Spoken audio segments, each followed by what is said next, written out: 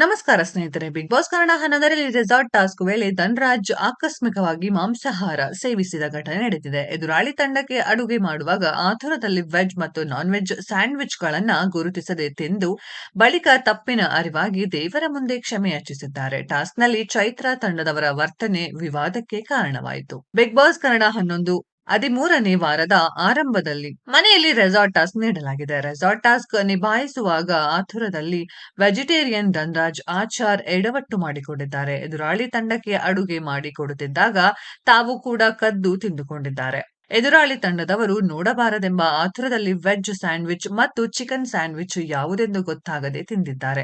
ಬಳಿಕ ಡೌಟ್ ಬಂದು ಕೇಳಿದಾಗ ಅಡುಗೆ ಮಾಡುತ್ತಿದ್ದ ಭವ್ಯ ಚಿಕನ್ ಯಾವುದು ವೆಜ್ ಯಾವುದು ಎಂದು ಹೇಳಿದರು. ತಕ್ಷಣ ಧನ್ರಾಜ್ ಬಾಯಿ ತೊಳೆದುಕೊಂಡು ಹೋಗಿ ದೇವಿಯ ಮುಂದೆ ಹೋಗಿ ಕೈ ಮುಗಿದು ಕ್ಷಮೆ ಕೇಳಿದ್ದಾರೆ. ಈ ವಾರ ಮನೆಯಲ್ಲಿ ರೆಸಾರ್ಟ್ ಟಾಸ್ಕ್ ಗಾಗಿ ಮನೆಯ ಕ್ಯಾಪ್ಟನ್ ಭವ್ಯ ಗೌಡ ಮತ್ತು ಚೈತ್ರಾ ಕುಂದಾಪುರ ಅವರ ನಾಯಕತ್ವದ 2 ಟೀಮ್ ಮಾಡಲಾಗಿದೆ. ಭವ್ಯ ಅವರ ಟೀಮ್ನಲ್ಲಿ ರಜತ್, ತ್ರಿವಿಕ್ರಮ್, ಧನ್ರಾಜ್, ಮೋಕ್ಷಿತಾ ಸದಸ್ಯರು, ಮಂಜು, ಗೌತಮಿ, ಐಶ್ವರ್ಯ, ಹನುಮಂತ ಚೈತ್ರಾ ಟೀಮ್ನಲ್ಲಿದ್ದಾರೆ. ಸ್ನೇಹಿತರೆ, ಬಿಗ್ ಬಾಸ್ 11 ಯಾರೆಲ್ಲ ಫಾಲೋ ಮಾಡ್ತಾ ಇದ್ದೀರಾ, ಯಾರಿಗೆಲ್ಲ ಇಷ್ಟ ಆಗ್ತದೆ ಅನ್ನೋದನ್ನ ಕಮೆಂಟ್ ಬಾಕ್ಸ್ ಅಲ್ಲಿ ಕಮೆಂಟ್ ಮಾಡಿ.